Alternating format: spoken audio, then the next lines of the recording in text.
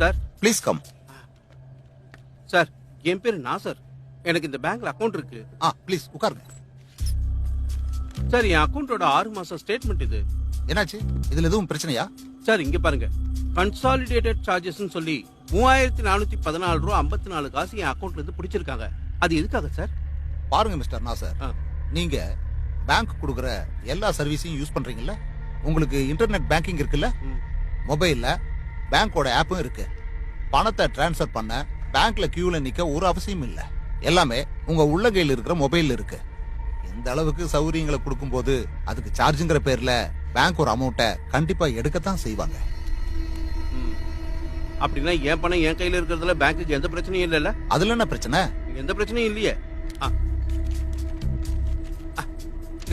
இத பாத்தீங்களா?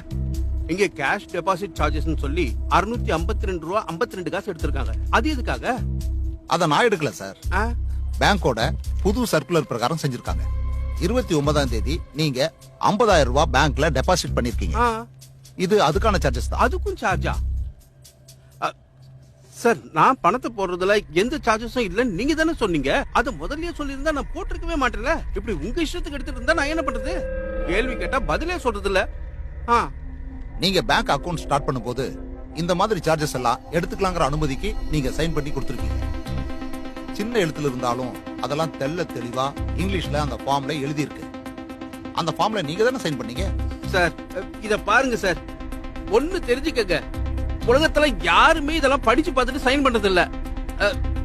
என் கையில பணம் நிறைய இருக்கும் போது இந்த மாதிரி சார்ஜஸ் கட்டுறத பத்தி நான் கவலையப்படுறது இல்ல. என்ன சார் இதெல்லாம்? கொஞ்சம் இருங்க, நானு வேற ஒரு விஷயம் மார்க் பண்ணிருக்கேன். இதோ கேஷ் ஹேண்ட்லிங் சார்ஜஸ். அது என்ன? சி மிஸ்டர் நாசர், உங்களோட இந்த அக்கவுண்ட்ல இருக்கிற பணம் பெங்களூருக்கும் மைசூருக்கும் கேரளாவுக்கும் எல்லா இடத்துக்கும் போகுது இல்ல? அங்க இருக்கிற எல்லா ஏடிஎம் மிஷின்லயும் பணம் இருக்கு. நீங்க போற இடத்துல எல்லாம் கேஷ் அவைலபிளா இருக்குல்ல?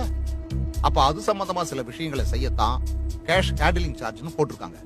அவங்களுக்கு சம்பளம் கொடுக்கணும்ல, அதுக்கான சார்ஜஸ் தான் இது எல்லாமே. புரிஞ்சுதா? ஓ அப்படியா? இல்ல நான் ஒண்ணு கேட்கவா? அடிக்கடி 22 ரூபா கட் பண்றீங்களே, அது என்ன கணக்குன்னு தெரியலையே, நீங்களே சொல்லுங்க. அதாவது மாசத்துல 5 தடவை தான் நீங்க ஏடிஎம் ஃப்ரீயா யூஸ் பண்ண முடியும். அதை தாண்டி நீங்க செய்யற ஒவ்வொரு டிரான்சாக்சனுக்கும் யூசர் ஃபீஸ் கட் ஆகும். அந்த பணம் தான் இந்த 22 ரூபா. உண்மையை சொல்லணும்னா உங்க பேங்க்ல அக்கவுண்ட் வச்சிருக்கவன பிச்சைக்காரன் ஆக்கிடுவீங்கல்ல? இப்போ உங்களுக்கு புரிஞ்சிருச்சுல்ல இதுக்கு எவ்வளவு செலவாகுதுன்னு? சார் இவ்ளோ பணம் செலவு பண்ணி உங்க பேங்கோட எந்த சர்வீஸும் எனக்கு தேவையில்லை. பேங்க் அக்கவுண்ட க்ளோஸ் பண்ண போறேன். அதுக்கு என்ன செய்யணும் முதல்ல சொல்லுங்க. இங்க மட்டும் இல்ல, எல்லா பேங்க்லயும் இதைத்தான் பண்றாங்க. அப்புறம் நீங்க வேணா தாராளமா இந்த அக்கவுண்ட க்ளோஸ் பண்ணலாம். அங்க பாருங்க, அங்க ஒரு ஃபார்ம் இருக்கு.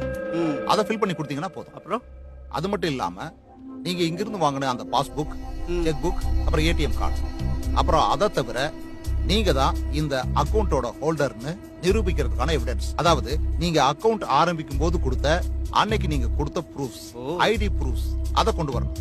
ஓ அப்ப அதெல்லாம் திருப்பி தரணுமா? அது எல்லாத்தையும் நீங்க திரும்ப கொடுத்தாகணும். அது கூட க்ளோசிங் சார்ஜஸும் இருக்கும். என்ன சார் உங்க க்ளோசிங் சார்ஜ்? என்ன மாதிரி எத்தனை பேரை சார் இன்னும் ஏமாத்திட்டு இருப்பீங்க? எதை கேட்டாலும் புராண கதையில வர தேவேந்திர மாதிரி சிரிக்கிறீங்க. இதுக்கும் சிரிக்கிறீங்க? எனக்கு வர்ற ஆத்திரத்துக்கு என்ன பண்ணுவேன்னு எனக்கே தெரியல.